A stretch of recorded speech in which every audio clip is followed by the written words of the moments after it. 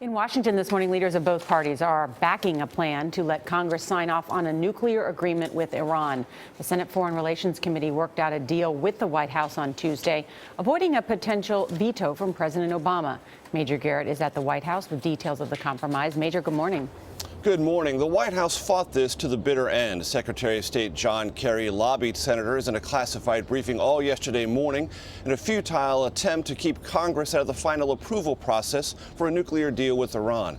Facing a defeat large enough to override a threatened presidential veto, the White House caved. And now Congress is in the Iran nuclear game.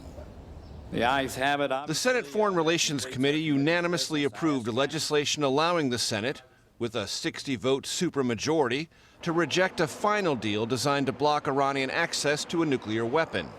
Secretary of State John Kerry privately fought against the bill, crafted by committee chairman Bob Corker. The administration saw where this was going, and that was a railroad toward strong support on both sides of the aisle, and they came up and lifted their veto.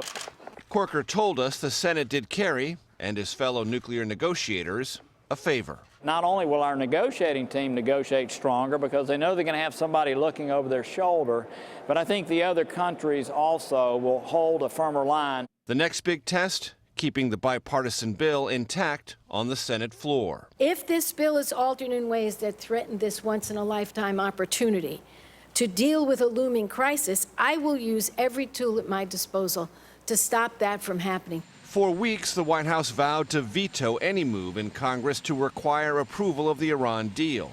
When Kerry saw the bill would attract as many as 70 votes, the White House sought minor modifications and dropped the threat. We've gone from a piece of legislation that the president would veto to a piece of legislation that's undergone substantial revision, such that it is now in a form of a compromise that the president would be willing to sign. Virginia Democrat Tim Kaine said the White House had no choice. Everything in the last 2 months, everything has shown this is an important enough matter that Congress is going to weigh in. We're not going to weigh in until a final deal is done.